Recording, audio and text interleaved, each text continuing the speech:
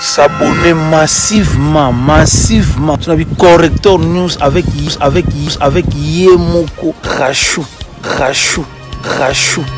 la caramel. Tout ça, la news na temps réel. Veut dire, tout s'abonner. Beaucoup n'a jamais tous à la décider. De René Makondele, honorable de tous les Djogo. Et c'est le coach. Check, c'est pas pareil.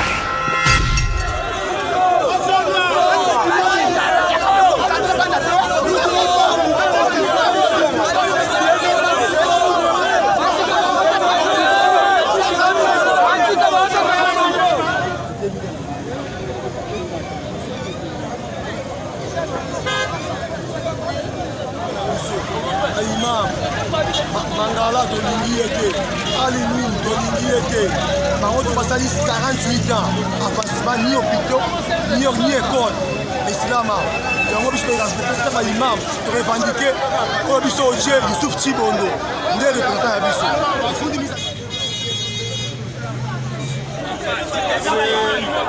La gauche qui a fait déborder la vague, c'est la lettre du vieux plan de la justice qui a convoqué une troisième assemblée illégalement. Et nous avons trouvé qu'il est en quelque sorte corrompu.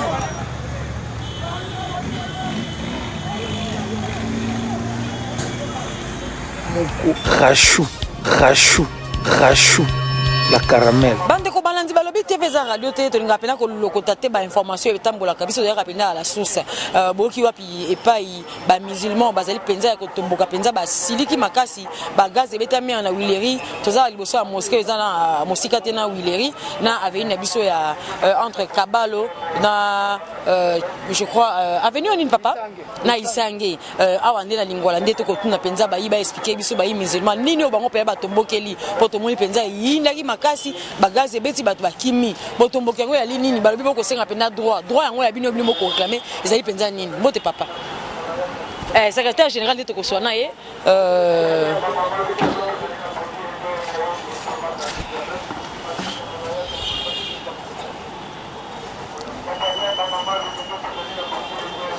mbote secrétaire général au PSP combo na yo pa bato ba kolanda ba yeba penza yo moko moto pe o expliquer biso penza to ki lolo yindi pe to yeto moni penza ndenge e yindaki penza makasi to ko ka bato ba to ko kamien droit na biso mais ba ko tanga comme ministre de la justice na kati makambo asali nini musulman azali moto ya nzambe juriste ministre de la justice azali moto ya l'état boni ekomi ko sala sous confiance to pe ko sala ko sangisa sous makambo mibale. Mbote mingi madame, mbote mingi na balandi. Ya solo na tongo mwa mbiringa ezalaki awa po ete baike na katikati na biso basepelaki te na lolenge oyo ministre ya justice VP Mtunda akozwila makambo ya bamisulman. Ya yambo d'abord tozali kozala na pasi mingi na kati ya mutema ke l'état na biso e bandi lelo te banda colonisation eleki na Kasavubu eleki na Mobutu Mzee Kabila ti lelo na président Félix l'état na biso ezali kozwaka biso ba musulman lokola tozali bayemboka te lokola toza bana Congo te donc bazalaka vraiment na buzweli na bango na mangomba mususu ezali bokeseni makasi et pourtant biso toza bana mboka toza penza bana mboka donc des souches o ya makila ya Congo koko na koko donc toza bana mboka wana d'abord ya liboso na bukuse pona mutuna na yo biso mwa mobulu ezalaki awa na communauté na biso bato moko bakambi na biso ya liboso babebisaki tango babebisi basilisi manda na bango baboyi kokende basali glissement biso tolobi makambi ya glissement ezali te tokende na maponami mususu baboyi mobulu ebandi kobima l'état abengisi biso ministère ya justice na présidence babengisi biso to signer mikanda o tozali kobenga ngo protocole d'accord na le date ya le 13 juillet 2019 ke mobulu wana esila to sangana ngonga o ezali motango ya sanza motoba donc soki tokomi na décembre 2019 tosala maponami ya bakambi mususu nde tokei tangu tokomi na octobre baninga wana balingi kosangana te bake na ndenge na bango biso toye kozongela ministère ya justice balobi na biso te biso tomoni mikanda na bango awa te et puis lokola protocole wana eza notarie eza lisusu biso te il faut bakende kozwa jugement na tribunal lokola basali yango te bino bo continuer to continuer toye ko organiser ensemble le 13 janvier 2020 jusqu'au 30 ministère ya justice nde bafungolaki ensemble wana directeur ya ministère ya justice ya direction ya deuxième kilt yepe mutu akangaki yango chaque jour pendant 2 semaines wana tozalaki na délégué ya ministère ya justice ensemble na biso esili tango esili tozwi mikanda tokotisi na ministère ya justice ba notarié ba statut na biso PV ensemble na règlement d'ordre intérieur toke kotika lisusu po ete tokoka kosenga arrêté bato oyo bakimaki nani protocole d'accord tango bamoni ke bakomi na retard bango mpe baye kofulumuka soki na pungi soki wapi ale baye kosala ensemble na bango na mois de mars mais ministère ya mbula oyo kaka toza nango ya mbula kaka toza nango na 2020 ya biso ezalaki 13 janvier au 30 ya bango du 5 mars au 14 mars 2020 kaka tango basali wana babengi ministère ya justice baboyi koya parce que oyebi loi na biso na article 8 loi 004 oyo ezali kokamba ba asbel confessionnel elobi ke no soki asbel moko esi esali milulu nango yo koya lisusu kosala milulu na kombo ya asbel wana te na même label ezali infraction ministère ya justice baboyaki kokende bango basali forum na bango basilisi leta eke kuna te tozovanda tozozela arrêté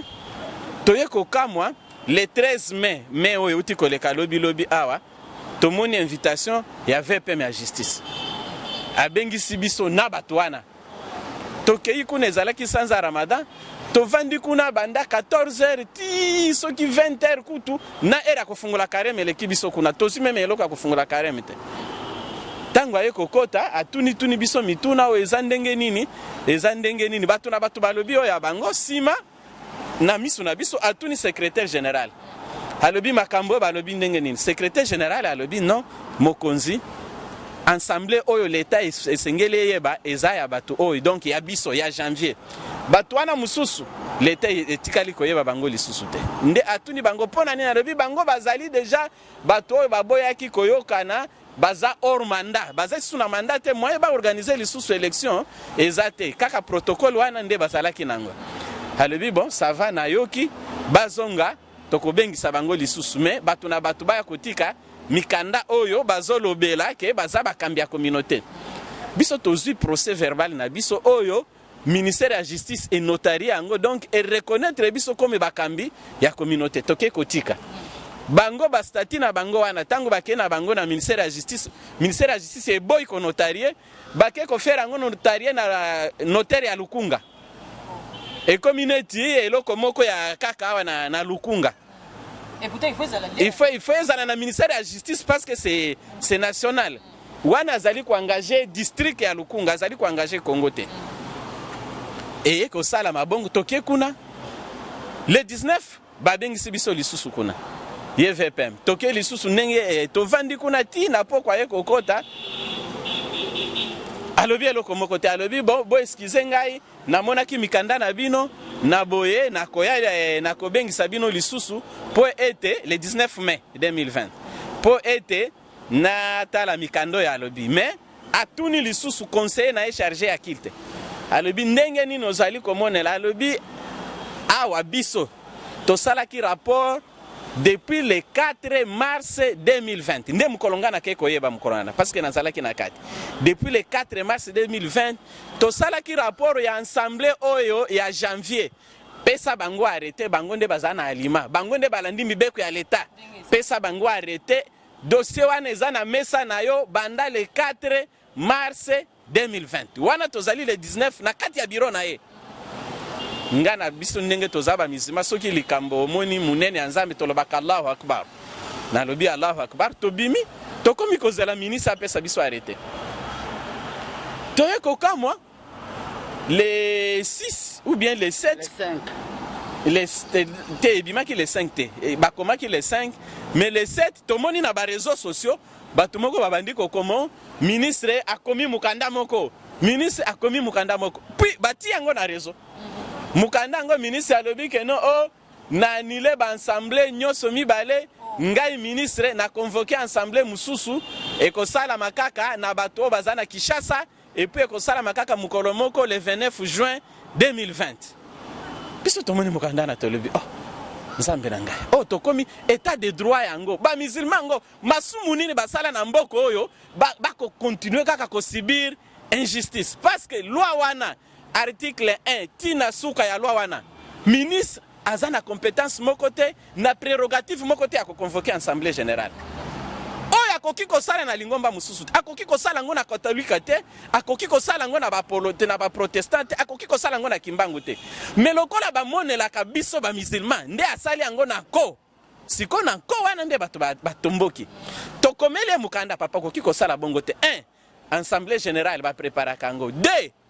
toza na ntango ya confinement okosala yango ndenge nini parce que bapekisi bato ebele basangana place moko de 3 okosala kaka na Kinshasa ndenge nini yozoluka bapona mukonzi oyo akokamba ba musulman Congo localité nyonso musulman azali na Congo mobimba partout en RDC tozali koleka milioni zomi ya bato o bazali ko ndimela lingomba islam na katikati ya Congo c'est plus de 10 millions tokomeli observation nyonso wana tokanisi akoyanolela biso ayanoli biso te ale ba musulman balobi boyete eleki kasabubu akomaki mukanda bosala makasi nyonso islamu eyebana te na Congo nendaka akomaki mukanda mikandana na zanango ke bosala nyonso islamu eyebana te biso tobotami donc na lignée islamique ba papa na biso bayebi kotanga te pona nini na colonisation avant kota école il faut ba baptiser yo école ezalaki ya catholique ba papa na biso pona na batanga kite bakufi sans kotanga Mobutu aye ko reconnaître l'islam na 1972 pona nini roi Sande abandaki kosunga na bitumbana ya ba rebelle ya Shaba nde alobi non islam kuna pa na yo yebani te nde aye ko reconnaître l'islam makambo oyo tozoboya biso parce que bato oyo vice VPM alingi ko soutenir bango ezali baza ba théologien te baza ba politicien bazali banani donc bayebi islam te. Et pourtant, loi et lobby pour kamba islam, il faut à la théologien. Nous soyons tout expliquer à l'ingi koyo ke la bisote. Ndeba musulman. Malamu mbato yo ko babato bazaba théologien te. Ezali mona mboka Mangala. Te Mangala ye azali théologien mais simanaye parce que au moni comité na ndenge ya islam. Soki nga nazali mokonzi lelo ndenge imam Yusuf aza mokonzi na biso Yusuf Djibon. Soki akufi balukaka mutute ezali oyo adjoint na ye mbala moko asali nini a remplacer wana nde kutimi islam wana siko oyo aza adjoint na yo il faut azala na ba qualité nyoso na ba compétence nyoso yo zanango nde to bengi yango na islam naib donc c'est votre adjoint il faut asengeli ajwa siko ye Mangala soki azawana neti azalaki oyebi Mangala si akamba lingoma na biso de 2004 à 2014 pendant 10 ans asali eloko moko te atongi toilette te atongi mosquée te ba mosquée nyoso ozali komona ezali ba mosquée ya bandingari na balibane mukolo bakolinga bakoki kobuka ngo ekomi ba dépôt na bango ya ba biloko ya ba marchandise na bango alingi lisusu azonga et pourtant akendaki na ndenge ya mabeba msaki na 2004 sima na ye mutu oyo azali wana soki bofungoli Coran akotanga te azamizima me ayebi po ata azamizima il faut tanga Coran il faut tanga Coran eza munoko na biso te biso na classe balakisaka biso Coran eza na arabe et puis biso prière na biso tosalaka ngo na arabe po babenga yo zali imam il faut tanga c'est obligatoire biso prophète na biso d'abord verset à liboso ekitaki ezali ikra abismi rabbik ladhi khalaq tanga na kombo na donc la première recommandation de l'islam c'est oyekola nde wana tozali ko décrier totunaki EVPM tolobi ndenge tozali boye soki bandimi ya catholique o bazaba mupete baye ko yebisa yo biso tokomi kobenga na bamupe to konza catholique. Est-ce que ye akobengi sa bandimi wana na ba évêque ba fanda place moko pona gestion église catholique? Pourquoi bazoti abiso place moko na bato oyo ba yebi islam te? Et pourtant loi epekisi bango, non seulement loi epekisi bango, mais Coran pe epekisi bango parce que prophète alobi muto ya kozala liboso na bino azala muto ayebi ko kamba. Oyo azali musulman. Kasi mokambia ko kamba mikolo yi. Bino boko reprocher na eloko ta ko sa apela musala na alima. Est-ce que yasi atongi pe nini po bolobi mangala ya sala ke eloko te? Mokambi oyo abandisika. Tango abandisika, asi asali kaka 2 mois ya pam. Mais VPM atie ye bakalaka. Donc ba mikandana ezo sala ezo tie bakalaka moyen à exercer pouvoir na ezalité. Ndele lo ba misima bazalaki danzela. Tosuka ki kaka wana te. To uti pe lelo na conseil d'état, to funda ki kuna na conseil d'état. Tokenda iko samba kuna. Atindi ba avocat na ye. Mbele na bino papa ba mokonza mboka pepo butambo sala ki ya liboso amona ki yango. Mbele na biso ezali boy. Soki to bengi état de droit, ezali kaka pona bato moko te. Congolais nyos, il faut à bénéficier na état de droit wana a jour nango emonana. Ozomona ndeko nangai. Biso to sengi na munuka ndeko Félix boy, président mokonzi ya mboka. Na bakambi mususu premier ministre Ilunga. Tozo senga na bango boy. Tosi tokomeli bango trop makambi islam. Ozolan. Lelo biso tozali ko réclamer politique te tozo luka ba poste te. Tozo luka ndeli ngomba na biso evanda lokola mangomba mususu. Soki oyoki 5 ans et se réunir. Bato bazalaka kuna eza banani. Basango na ba évêque na ba monseigneur nde bato bazalaka kuna. Mais soki ya biso tolingi to se réunir ba politicien bazana ba parti politique na bango balingi bakota soki toboyi VPM akomi mukanda bakota biso tolingi bongo te nde tolobi boye makambo wana oyo ya kofina islam oyo bandaki na colonisation biso toboyi yango discrimination constitution eboyi discrimination batika ko discriminer l'état congolais etika ko discriminer biso tozali bana mboka kondima islam ezali shwa na biso tondimi tozala ba mizima mutu na mutu aponi fwa na ye ngai na poni fwa na ngai ezala musulman ezate ke no pona poni fwa na ngai ezala musulman nde leta abanda ko fina ngai na bima non nde to boyi lelo to yebise boy VPM ba yebise mbala mibale na batu na ye VPM ya justice ke makambo ezali awa ensemble oyo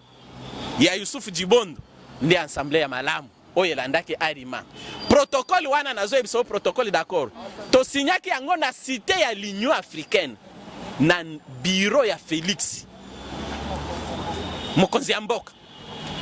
représentant ya la police ya Zalaki représentant ya NR ya Zalaki ministère ya justice ya Zalaki présidence bazalaki to signé en bonne et due forme nde tolobi bango mibeko ya mboka batosa yango biso pe totosa yango bapesa biso arrêté kimi esala nini ekota biso tolingi lisusu te politique oyo l'état bandaki kosala ya kobebisa islamu batika l'état atika parce que l'état asalaka yango atika tozali na 2013 madame na ngina peso exemple moko madame Matipa Mumba azalaki ministre ya justice wivin bandingari bajafunu soki na bakajaka babundi na mosquée ya Isoki pona kowelela mbongo ya mosquée deux groupes ya bamalie babundi me ministre mbala moko azui oh na kangi ba mosquée nyos bo sambela lisusu te est-ce que soki ba mupe babundi na église moko bakokanga ba église ya catholique nde ba discrimination na tozolo batika kozwa biso neti bongo te donc message na biso na mokonzi ya mboka biso tozaba na mboka politique eza musala na biso te biso tozaba religieux tolingi tote ya bato batika kuluna batika muyibi bazala bato bazoluka musala na mitoki na bango nde musala na biso koyebisa bato soki olingi mwana mwasi bala ye epai na bango opesa misolo soki ozwi sanko bala ozozwa masumu nde musala na biso donc tozo sunga l'état po société ezala na nini na kimia nde musala na biso siko bango batika kofina komiko basala ndenge basala kana mangomba mususu okomona soki lelo bazo sala oh mukonzi ya SSC abimi mukonzi ya katolika abimi mokolo wana gouvernement bakosala te bango nyonso bakende na manifestation mais nayebisi yo mama nazoloba awa na caméra na yo soki mokonzi na biso toponi ye ata bourgmestre ayaka te. Merci beaucoup. Merci madame. Bolandi wana penza solo ezalaki secrétaire général ya bayi komiko lisanga ya ba musulman o ba ko déclarer penza bazali bato état de droit to ponaki biso to lingaki biso surtout yango oyo ngongo esengeli moto na moto place ya zali esika azwami atombola mongongo état de droit esengeli za na ba couche nyonso na ba secteur nyonso bande ko balante ko mina suka o biso de l'accès bino yango to lingaka penza ba bi TV ezali radio te to beta lisolo le kutate soki nungu ngezi ezali penza to kitara sur place pour la couper sabino penza ba actualité sur botika la toujours connecté branché la chaîne là-dessus. Musulmate azali oyo to bengi azali prêter s'il vous plaît on va mettre mais akota tika akota makambo ya ba musulma akota moke akota moke réaliser quoi des années au tout le monde quand il y a une fois la sima asa andima ti asa na pesa ali mangala to mangala te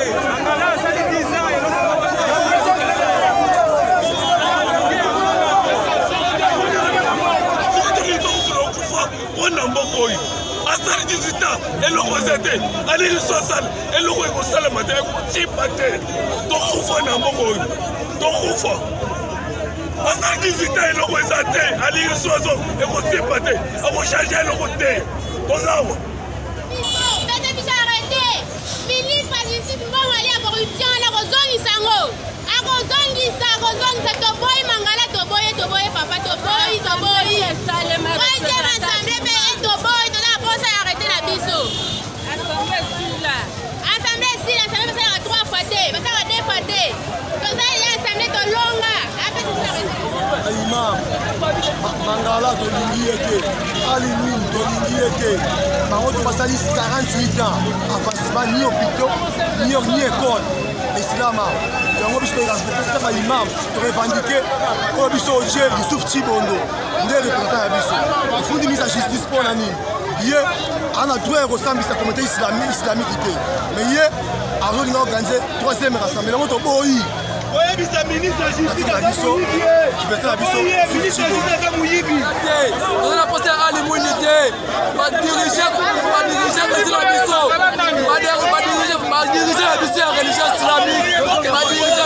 islamique aumeli ndenge badirige islamique islam te yango toboyi bango toboyi mangala toboyi alimwini toza na poste na bango te toboyi na biso bango toboyi te una kase ndaza ministre ya justice yemoko balibata mangala ye communauté islamique ekufa la communauté islamique ekoma sous-traitance ya basiansi religieux lokola barosfroi bainkankar ekoma bakona si ya communauté islamique alors biso tozala tozosambela nzambe moko ya solo tolingi moto apotopoto te alors kozwa bokonzi ya religion il faut bafidele bandima yo mpe nzambe asesana yo ezali politiki te tozala dossier politique te tozala problème il y a FCC cache tel toi problème ya opposition te biso ba musulman dodo déclarer mais droit na biso dans illégal la légalité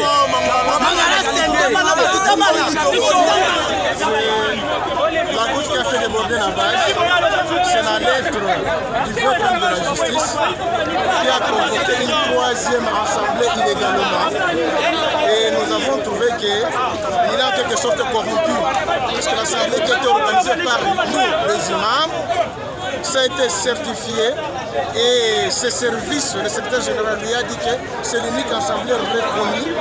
où il y a eu le témoin de l'État de la Chine du début jusqu'à la fin. Mais le VPM,